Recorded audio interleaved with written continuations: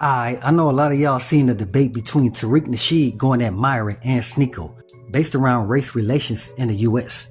Basically, Myron and Sneako are saying even though there's an unlimited amount of resources for anyone who has the work ethic or the mindset to go and get it, it's there waiting for you. But on the other hand, Tariq Nasheed is saying that's not the case for black people, not just in the US, but around the globe. For some reason, we are not privy to the same rights and privileges as everybody else.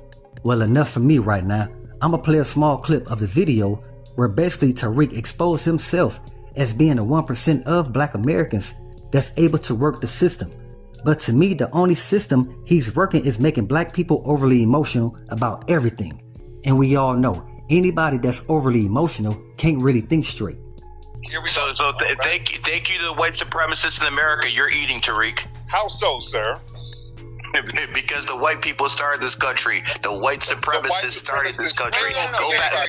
Exactly. Let me take this because they failed when they tried to do it on their own. They didn't start the damn thing. It was foundation for black Americans. Go ahead, sir. Tariq, let me again. So you're telling me if someone's an immigrant from Sudan or wherever they're from, they can't comment on social issues? Not over here, no. You're not at liberty to do that because your social issues are in shambles. You're not at liberty. Cool. Why would we listen to you? Why would we listen to you? Okay. If you come from a country of complete now let me failure, ask you another question. Why would we listen to you? So you're not at liberty. So only other. Let me get this straight then. So only other FBAs, according to your logic, can comment on FBA issues. Is that absolutely what you're saying? Only foundational black Americans can talk about our issues. We don't concern ourselves with what's going on with you. You come from a failed culture. You're not at liberty to give us any advice on anything, sir.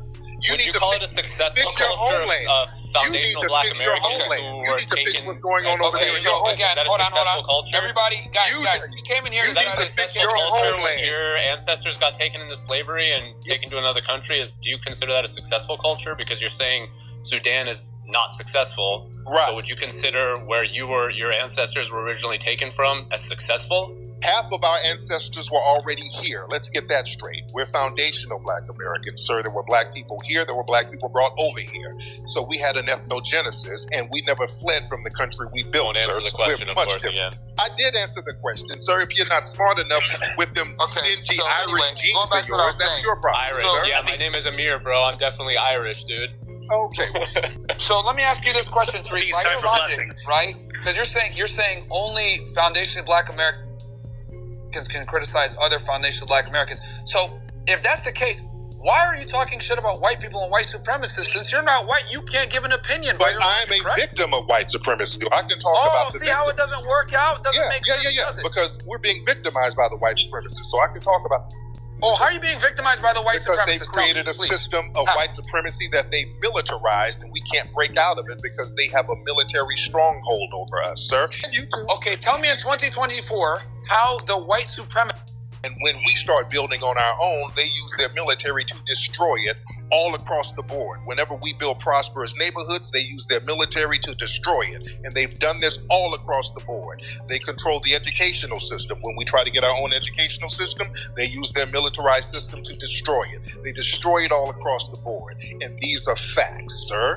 We're under a global system of white supremacy. They build freeways and train tracks in black neighborhoods that's prosperous even today. I live in Los Angeles. Crenshaw Boulevard, they're destroying the black businesses by building a train system down Crenshaw Boulevard. They do this stuff now. We get sabotaged Los Angeles. Who are the elected politicians in Los Angeles? So you're telling me we get sabotaged. And the great thing about us, even though we get sabotaged, we can still rebuild and we can still find success. They sabotage wannabes too. Politicians in Los Angeles that you're talking about this being destroyed. So let's have a discussion because I've been waiting a very long time to talk to you because you are literally the Lord of victimhood. So let's go ahead and have a discussion. And you are the Lord of victimization, sir. But go ahead. Okay, sure. Wannabe, but you're a wannabe. You're not even a real white supremacist. You're a wannabe. But go ahead, Myron. Fantastic. Anyway, so you're claiming that the white supremacists control the military, which is holding back the blacks in America. Yes. Okay, do you believe that's still the case in 2020? Right now, this very minute. Really? Holding back, and when I mean holding back, they keep an oppressive system that will dominate and control what we do. Even though there's still black people who are successful. Hell, I'm a millionaire. Doesn't matter. I said a millionaire. And that's verified. Y'all can verify that. That's easily verified. But that doesn't mean anything. So if you were able to do it and you're black, why can't others? Because we're phenomenal as black people. Foundational black Americans are absolutely phenomenal. That's why we can do it. Okay, so why can't others do it then? If they're being held down like you claim, why can't they do it? You did it. You did it, right? Everybody can't do it in a system of white supremacy. Everybody's not going to be able to do it. I was able to do it because I understood the system and I kind of worked around it. But I called this system out. But I would have been much richer without the system of white supremacy. We live in a global system of white supremacy. See, the issue that I have with Tariq Nasheed is I can't play this victim blame game with someone that's doing very well in their 50s. In the same American system, he willingly trashes every day. But neither Tariq or his followers will ever leave this country. I mean, come on now. How much of a narcissist can you be to tell other people not to speak about black people while you yourself, all you do is talk about other groups of people all day long? But I do understand, most of the people that support or follow Tariq play the blame game to take any accountability away from self. These are the same people that place all their failures on an invincible boogeyman, which only exists in their minds, and that's sad. Plus, I really need for y'all to understand, every group of people went through a traumatic experience, no one greater than the other. But at the same time, you have to be a complete narcissist to think that nobody else's experience matters but your own. And by that notion, Tariq is informing people to only worry about the experiences of black people. And I really don't agree with a lot of what Tariq Nasheed is saying. But I do understand that's how Tariq Nasheed make his bread.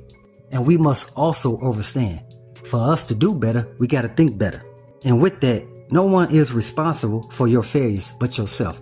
And that's why I say, ain't no fee, thinking it's free. Now subscribe to the Gamma Degree.